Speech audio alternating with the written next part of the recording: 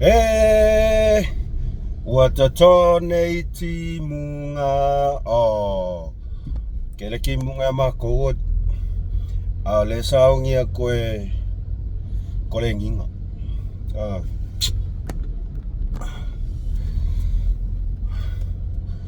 kaimi ke munga ngei wa afartolu ni wanga ia tfo I tole ninga ya ai ufafua se ia kuskako me pupu le ne yaso ona telangona ona le stato fasoa taiao le amato fai malanga se tasi stete ya wa ia tasi for your tournament la toi lalos fulima tau sanga valu ikula ya lual pas valu ikula e aluai ile pasi moya ela koi kiki aku sama le umea lua kua ingei e alu au kilang o ingei la ki au kilang is fully tula ya emang era mako era kumaku facing ai facing coffee ai o to oso tulunga ile netula fiafi se yo fasanga tua ile ne yo o prots lau kamo prots ya po bong yang wong sole fefe ile faaliali mayo mo morkangaka olale taunga tauai wale mai pepelo ma ole mea tonu wale a tulau lava le upe toia tau ua koe follow paka koa e prots ia anga pua inga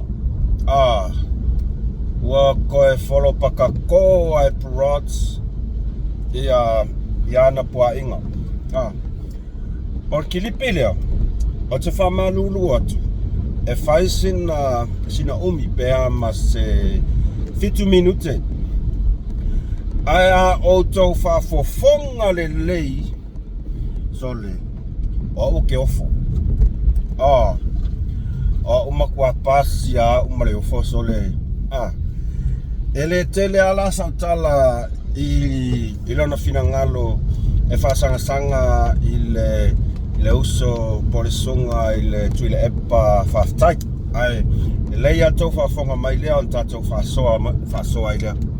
I wanted to say something to you, lo sunga tulepa, whaafitai sua. Whaamole, taofi alo whaaleanga, e focus I tala no any issues. Ua mata ngā tele, lo tala no mai, mau tala mawanga whapena. Ua tili aina matuai, leifia mata niso tangata I ate oe, whaalongo tu iau whaamatalanga. Ona ele manino mai tele foi lavo taimi, pe foi no foi atu e lavo taimi te follow lavo oe. Isi foi lavo upu ma foi upu. Ona le umamailo la tala na nata mafai whamatala mai. O le ngana whaperitania, and I don't know why tinga ngana whaperitania most of the time. E matua ile sa o lama se o pronunciation.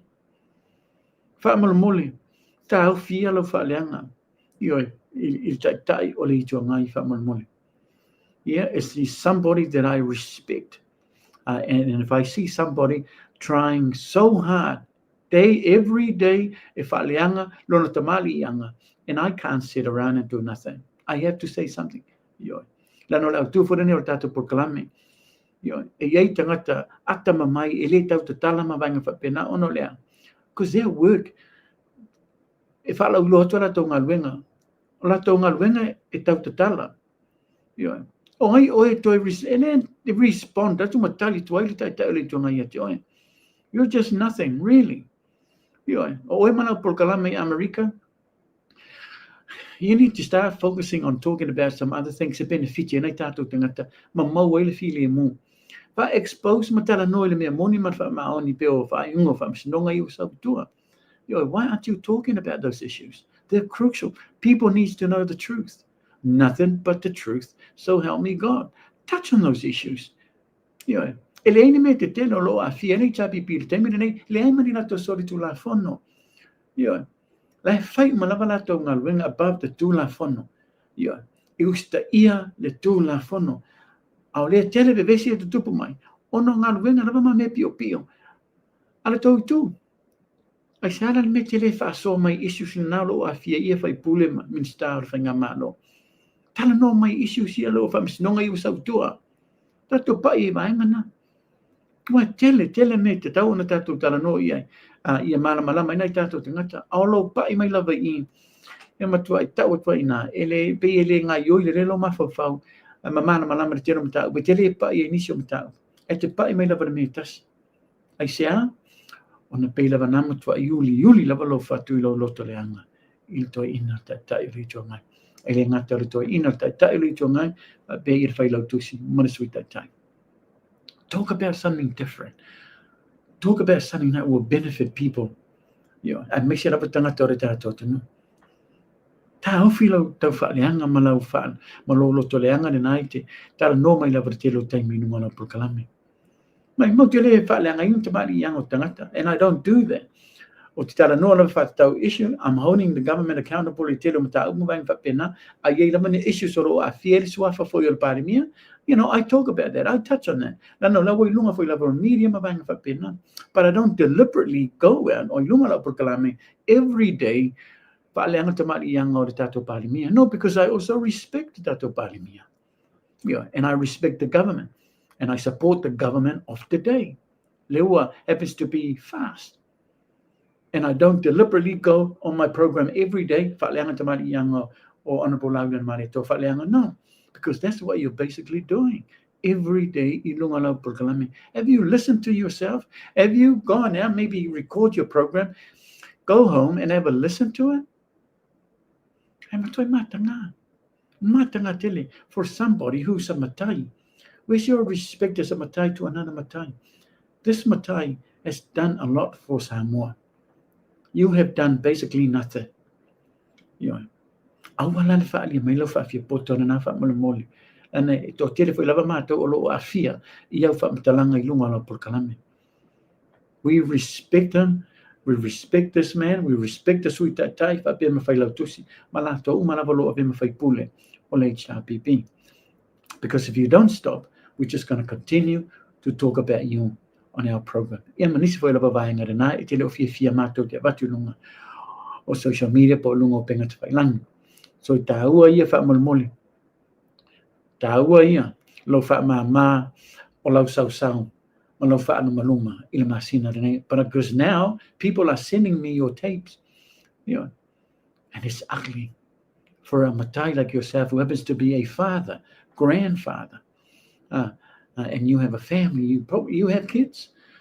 Matanga tele, or masina rena December. So please, again, one last time, wha mai lau sau wha molmole. Yo, o te le fia wha longa foi lava ina wha matalanga e tuto wha leanga I era tai rei tio ngai. Po seisi foi lava whai pule o le HRPP.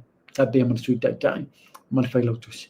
I focus I issues o ia Iloa wata mai. Focus I issue po mata upu. Ai tuu te mari I ango tangata. Nano I na o tangata vai ala tō mawhawhau. E whai anga luenga whapena. Leo tato vai o moli mau nisi foi lava pōkalame. That's all they do. Whaleanga te mari ango tangata. And they think they get away with it. No, the time will come. I mea ora atu tupu foi lava nei foi lava te mali o re tātou tunu. Pei foi lava o niso te mali. Le foi lava sa iai nei vaenga foi lava sa tupu iai lato te tonu o re tātou tunu pelo sa mo. So again, for the last time, wha mole, yoe. Wha lau sau. Ai manuia lava ia la nisi o purkalame. Ia wha pia markarismasi at yoe manawa ainga. Yeah, I America. E ele si vaenga foi lava se ainga who happens to be Vietnamese. They've been living in America for 10 years or just over 10 years. Yeah, a family, Vietnamese family. My goodness. Ma tuai popole lava ia leo ngali le nei. Ma le lafa nau ono leua pe o vaenga nei leua a matanga whanga solo aluenga le malo I America foi tangata. E toi whafoi I lato atunu. Yeah. But they've been living in America for just over 10 years. Yeah. O mea nei e sereta walo focus foi lava iai whaftai. You know, maybe creating awareness for our Samoan community, Samoan people, I tono America. Have they got, to prepare themselves? Have they got all the right paperwork, in case they were in me tupu e la toma vanga whapena, ele e sero whaleanga tangata. That kind of sort of work, it raise early awareness, mo tangata I totono America, na tangata Samoa I totono America. Nei te iwa maua nisi fo ila paglato, ona toi a maile o I Samoa, po whialapa. And man, na por kalame nai America, it raise issues nei. For awareness mo nai tato tangata. So, there's a lot of other great issues that you can raise in your program. But, whaleanga, lutoleanga, whamolmole. Yeah, and leo batulunga ia se tasi foi lava article that I saw this morning about a Vietnamese family. I've been to Vietnam. Okay, very mtautia le to know Vietnam. I also ngali le leo popoli America. Yeah, and I won't be surprised pa pe o ye foi lava ni so tanga to tato to know o lo popoli foi I o lo no foi I to tono America. E tau sila matou whafonga Samoa I le tangata. Ua toi pua ia ma koe follow e ia ana pua inga. O le ale winga o la whamtalanga. Kusa e umalelei le kaukalanga le abroad e whaasanga I le sunga I le ia whaftaisua. O mea ia le ngake whaia. Sorry. O whaolonga mo akai kongal poku a whapea, sori. Akakalo projo makua maali e asori. Al makua, kele Iloa pe maali e pe ka Iloa iai se. Ele umal mele, ole aamu le nanua. Ale tofa, maliela a tulau lavala o lausunga am. Sole, oprots. Na whanau tu tonu kere lopeng whangau New Zealand penga but na ola I konga New Zealand o lai mi mika ilanga ngang lai mika I mai langa ngang ngal paua ngal me Iloa puro o tato e whai ole matala mal manino o tato ngana ia sa tato a onga fo I ilnga ngana Britannia ma ele o tau le se mafau abroad o ngana Britannia e leo se tato ngana e kukusa malangkau Kalofae Samoa ia I pe ia va I kamo e sa o ia kulepa faftai pe ia va I le povi veanga le kamo e ti o pisi sava o marisua ia la si to low lava ala ka ko fasanga kuna ka ko prots e fa fe nga fai mai ngai ka ngaka ele o iai masantau whaleanga. Ai, ia, ole nā ua, ole whaenga le nā. Ole ala ukanga ku uaku se tali ai le sunga ia whaftaisua. Ona, o le sunga I le alon mali toa. Olo o whaasanga iai, le pei fia poko, ma le mai pepelo. Ole nei tangata o prots. Tole langa lava ka kai whawhia mi o kongu sole. Ole makua I le markaka. Ka ilo iai pole astu langa ua o iai. Ala ua wa ai.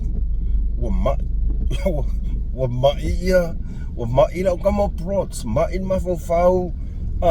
Kusa ukau kala mai. Ua ona le Iloa. Upu ie saunoma iai lang kama prots.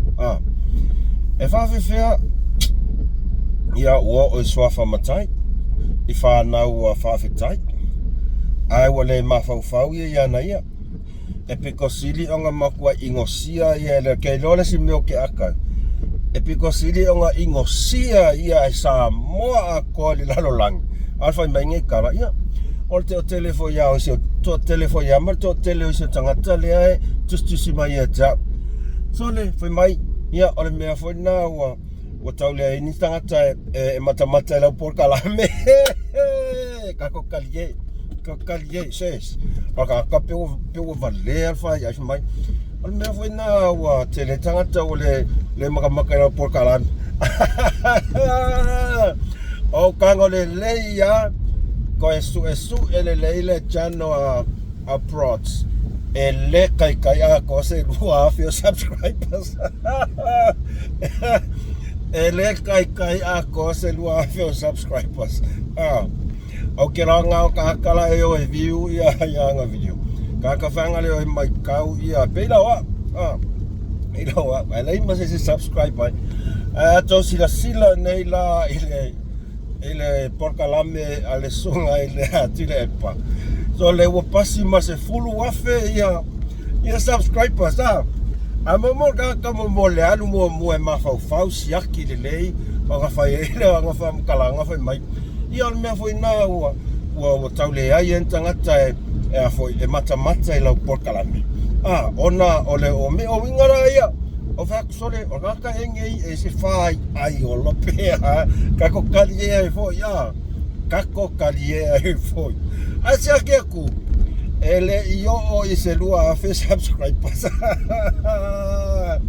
ele io o se lua fe subscribers ale sung ale lupi fa le masi fonga tai fo wa pasi masi fulu afe se va ai mo morga ka makwa no mentoring atau talailo kau kalailo Kalofae sole so watali o broad sorry so watali kamalo ngois o prot ai ngar kasya la le mea lea o te ole se mea sole kusawa makua ia ole koe pose lilo nga pulo koe e fo fang pun kurua e mana tua fo o ia le ma sangso se kaimi ang porkalami o ia e tu ile onga ton o mau kai ale le mau kai le I foi mai o ia lango ta ele tuangai ia o failotus ia marsu tai mau ka kai pepelo kau kala mai wa no mentoring na le meso wa no mentoring na le mea mo ia la kala ai ole va engala lea o te alo te fia fa sanga kuai ka kale pulo langa lo ke ka karo pulo kuilanga mio le fai o tato tangata Samoa ale va engala lo ke o te longana tau lenga ia mention mai ai sau ngari mai Vietnam when so yalo na lofa mai I've been to Vietnam ia ma tulanga ye tupu mai no tato tangata Samoa o lo lalampapa au America over ma se fulu tau sanga ia mai fa tonu ina ile sunga tulaipa ia to inga news ngai kaunga fai e so fufuanga ko inga news ngai e kaunga fai fufuanga o mero tau faleanga o kalalea broads kalalea so brother broads oso le alofa mutu vale inga Vietnam mai ia o mawatanga sen mai ia nei mea tau ia o mutu vale ale alofa askamo broads tangata Samoa o tangata masiunga li Vietnam lea e tu sai ia mea foi alo tupu tono Amerika ola kalala le fa yaku ya o elo broads e fa ve feo nga e so mai pe ke fia fa ali mai lo alofa mo lo loto nuti mo moya I tangata o isi atu nuu mau lava tangata sa mio leanga iai e maua mai e fa ve fea ona e so mai fa alata ma fa valea tangata anu o Samoa e pito sili o nata mamai atu ia te oe ma e fai mai o nutu e alofa iai I mea tole prots aua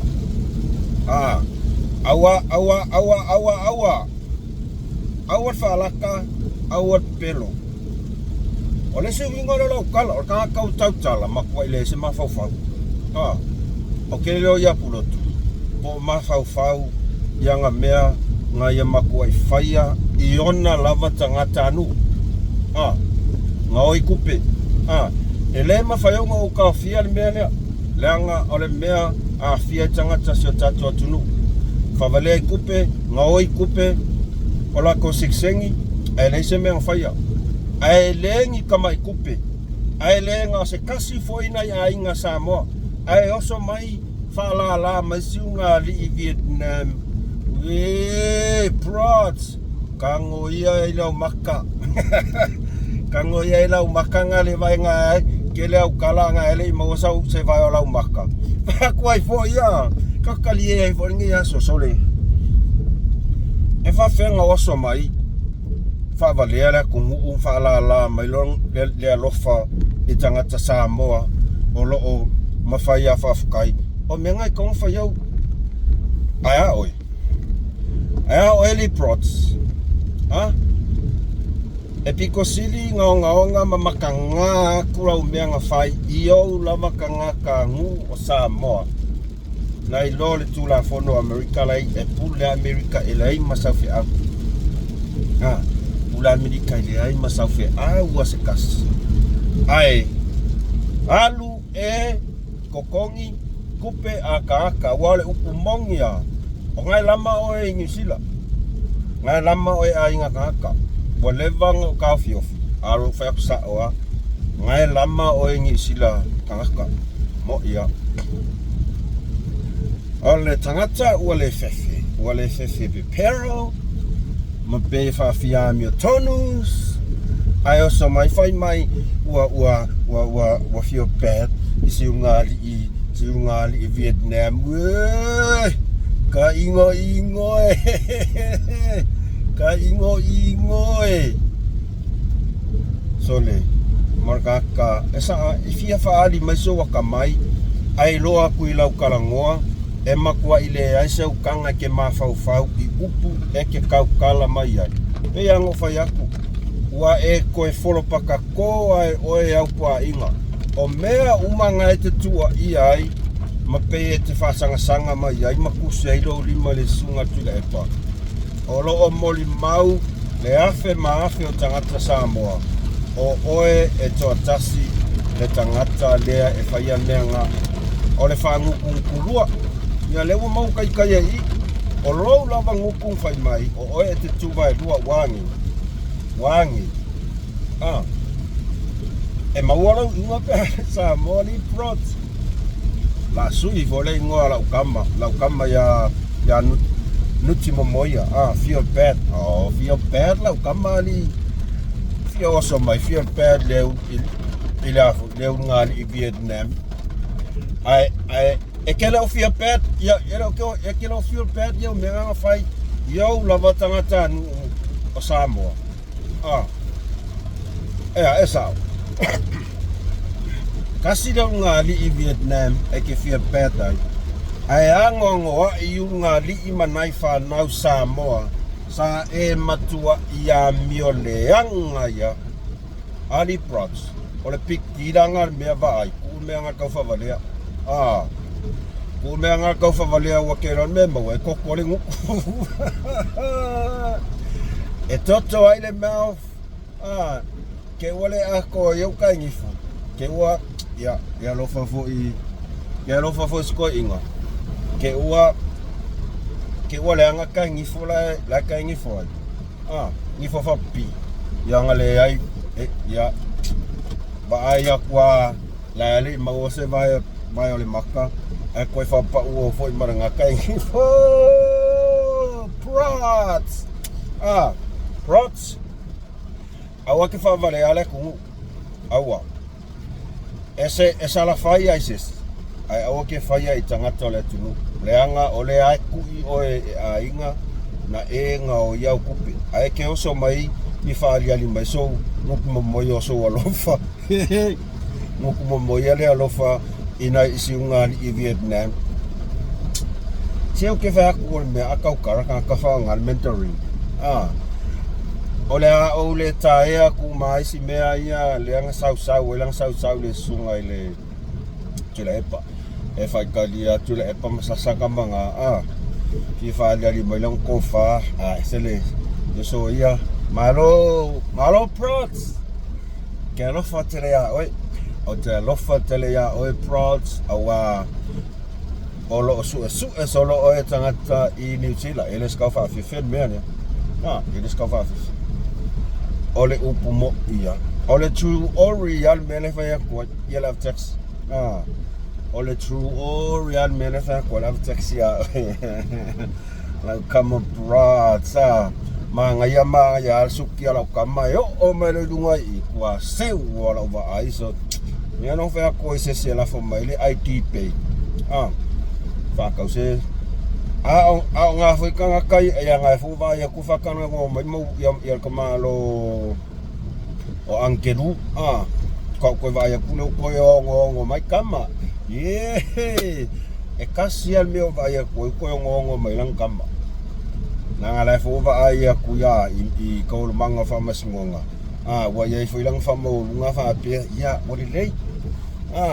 kele kala lese me fakwa le alwa nga ia les kanga kale ai prods awe fa vale ala ku awe ke sau fola o fiu ma fale mai kam fa fola mai so fa fia mi kongu ma o es kanga Kalofa ai ma fau o lo o kui o inga ngai popoleila ngai lo fa kai mi ngai sola I makupi ia wantira ia ngai lo fa kai mi ngai sola I Samoa kuri aku e ka e pelo solo e o ma kai mi ngai eleng sixeng ole mela nga e ka u ole le alofa au ala ki saufia fia fai mai talo fai na tangata Samoa le Amerika ye ka ingo e mai oi e lawa yo poa inga tu lo lava Samoa vai oi follow po inga e lawa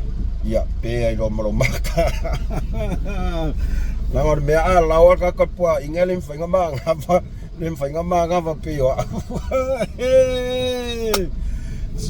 so ya prods lau kamo pong yang wong ora kala nga ya oi lua kele kukusa ma tula e pa faftai foi mal kamalo soli foi mai ia al mea na wale ainka ngaka e afu e maka ilo por kalami sole ai ato sila sa moa wa te mata I por kalami a sunga faftai vai a kualu lunga luafe ia kakala maka ai maka kai minga ia prods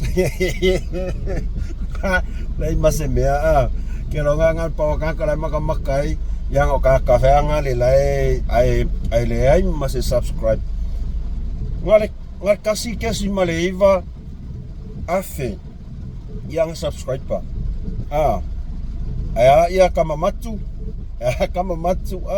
over mas full afe o fe lang fa mongi ngau kala kusan mele wa masang ya o kau kakala upo leng fa mongi